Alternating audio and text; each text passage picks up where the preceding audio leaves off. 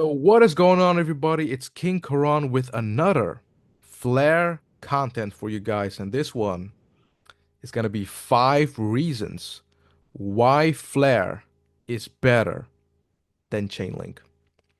And before I dive in, there is some people asking me like, why are you comparing it to Chainlink?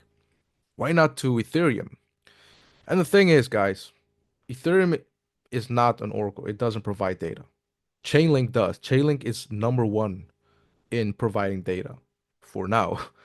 So it's actually more suitable to compare Flare with Chainlink, right? Because obviously they both are oracles. So let's just start with what they're building, right? I mean, yeah, they are both oracles, and Chainlink is an oracle, provides data. Just like I said in the previous video, if you have not watched it, make sure to watch that because I'm explaining what Flare is doing so you understand more what actually Chainlink is also doing because I'm explaining what oracles are doing. So, Chainlink is actually just providing data. That's it. And yeah, you can stake your Chainlink coins and do some small things, but it just provides data. That's it. It's a boring thing, I know. That's why a lot of people are not looking at it. But it's actually the most important thing. You provide data for blockchains, right? You provide data and you make sure that these blockchains have up-to-date feed on prices, on information. It can be some NFL results, right? Anything that has to do with information. Chainlink is providing that to different blockchains. But that's also what Flare is doing. And Flare is the new kid on the block that is coming out really hot now because it's not just only an Oracle, it also has F assets, which will come obviously. It also has state connector, which can look at other blockchains and verify it. That's not what Chainlink has. That's the first thing, guys. The first out of the five. F assets, state connector, they're an Oracle. Those three things. And they keep adding more use cases onto Flare. It has more use cases than Chainlink. That's the first reason. Chainlink is just providing data, and that's it, right? But with Flare, you can do so many things. You can swap your XRP to FXRP. You can swap your Doge to FDoge. You can earn yield. You can participate into the network. You can do so many things. A lot of use cases are getting built on Flare, and that's where Flare wins. And that's the first reason. And the second reason why Flare is better than Chainlink is because of the transaction speed. If you look at Flare's transaction, it's literally into nano Flare. I don't know if you heard about it. Nano Flare. If we talk about drops from XRP, a couple of drops, that's like a couple XRPs, a couple numbers from a million. And 1 million is one XRP. That's what I'm saying if it comes to nano flares. They're like 0.0000008, somewhere like that. So it's literally like you don't pay anything. Like it's almost zero, right? But obviously with applications like Bifrost or like you're doing a transaction, these applications they do want to make money. So the transaction cost will be maybe 0.0001 flare, which is still actually nothing. But they make money off from it because these transactions are coming in, coming out every single second from a lot of wallet users. So if you go to Bifrost and you are double checking and making sure that it's you will see 0.001 because they want to make money off from it. But besides that, besides all the wallet stuff, it's literally nano flares, bro. It's way less. But if you look at Chainlink, um, yeah, Ethereum, Ethereum gas fees. And yeah, you can say, yeah, but you can also use another network. And yeah, you can choose that. And then you have to pay $2 and not $50, right? Or you can use this blockchain and you can pay 50 cents. But look, if I'm going to use a transaction, I don't want to use some other network and like worry about that and click on that and choose. I just want to get my transaction through. That's it. That's what Flare is doing. Just like that, one click nano flares, you don't even notice that something is gone out of your wallet, literally. I don't want to choose like, oh, I have Ethereum, I can pay $200 for one transaction, but I will still like get to this blockchain now and I pay 50 cents. Like, I don't want to do all of that. I just want to send my flare, that's it. In nano freaking flares. All right, that's why Flare is winning on this one. Transaction speed. And that's the third one I'm going to talk about. I mean, obviously, we all know Flare's transaction speed comes from Avalanche.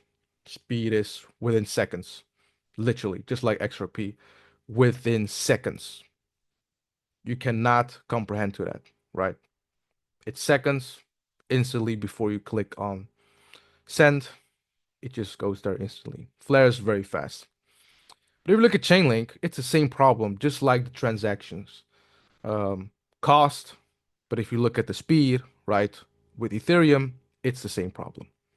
And I'm going to repeat this again. You have to select another network. You have to go and click on Phantom. You have to go and click on Polygon. Yeah, I choose that. I choose this one. This one, I have to wait freaking 20 minutes. This one, I have to wait 2 minutes. Like, I don't want this trouble, man. Do you want that trouble? Like, I just want to send it. Like, I see couple seconds, nano flares. I don't feel anything. I click on send. That's what I want.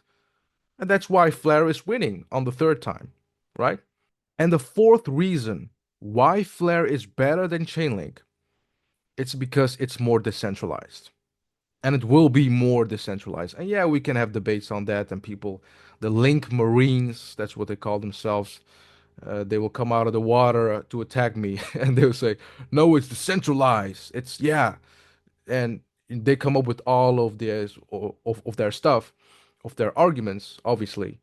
And yeah, it's decentralized as of right now. But if you look at the nodes that are getting chosen literally by Chainlink itself. They're choosing the nodes who can run a node. Like, is that decentralized? Like, yes, blockchains are trusting Chainlink, but if there is another um, project out there that shows that they're way more decentralized, would you not trust that? Like, when they're literally showing you, we're not handpicking nodes. We're not handpicking who's gonna run these validators nodes. And Flare is literally showing that they are more decentralized, and they will be more decentralized over time. And that's the thing with Flare. It's a new kid on the block, right? We need to give it some time, and you're gonna see that Flare will be more trusted than Chainlink because people are not talking about this. And yes, Chainlink is a trusted source for data, but Flare is showing that they're even more trusted if it comes to decentralization of data. And the thing is that Chainlink relies on external nodes, and that can have risks of centralization. It has the risk, and you don't want to have that risk.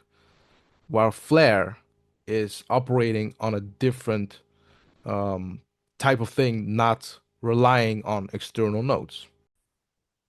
And also, the thing you guys need to realize is that Flare is a layer one blockchain. It has a lot of flexibility to do DeFi, right? F assets, all of the things. It has so many flexibilities to go into other blockchains and add smart contracts. But if you look at Chainlink, it's like you need to build it on a blockchain, and that's how it's going to provide data. That's it. But with Flare, it's just going here, going there, going to different blockchains, building its own ecosystem. But Chainlink is not doing that. Chainlink is just like a bug on some leaf building. But Flare is the whole forest, bro. Flare is the forest, and Chainlink is just trying to jump on one leaf, building up there, going to another leaf. But Flare is the whole freaking jungle. That's the thing about Flare. It's a layer one oracle. And the fifth reason why Flare is better than Chainlink is that there is a lot of use cases on Flare. It's used for governance. It's used for transactions. It's used for securing the network. It's used for Oracle rewards. And not only that, also F assets, right? You have to hold collaterals in Flare in order to mint a FXRP or F Doge, right? So that's also big use cases that are around Flare. Securing the network, Oracle rewards, governors, all of that. But if you look at Chainlink, it's literally only to pay the nodes. It's only for that. And they say governors, it will come. It's on their way. Like we're not waiting on that. Flare is already doing it. Flare is already new. It's hot. It's doing a lot of things. And obviously you need trust to make sure for other blockchains to trust Flare, right? But as you can see, Flare is already like Chainlink was here. Now it's very far, but Flare is just so fast. Like it's coming after. It's already coming after Chainlink, but eventually, if it comes to the trust, because the blockchain is still new, but once the trust comes in, F assets are flawless. You have a decentralized data provider, decentralized, like not just with handpicked nodes by Chain Labs. No, it's more decentralized than it's ever been if it comes to providing data. Then Flare is the winner. Flare is literally the winner. With so many use cases around Flare, you cannot sleep on Flare with this one. So many things building around Flare. This will be really big, guys.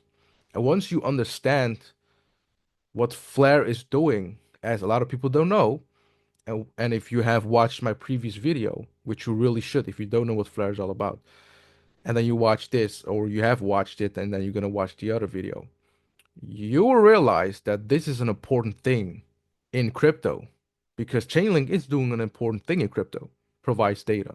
But there's a new kid on the block, and that kid has a lot of things, and it's gonna surpass Chainlink.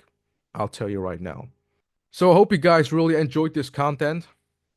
Like, subscribe, and leave a comment. Let me know what you guys think about this, and if I should continue to make these videos, because I really love to educate you guys on certain things. And I do notice that even for a person like me, I also need to study these things. I also need to look at graphs and look at certain documents and research, and then I can convert it into simpler explanations for you guys. So if you guys really like it, leave a like, subscribe, leave a comment, let me know what you guys think about it, and I see you guys next time.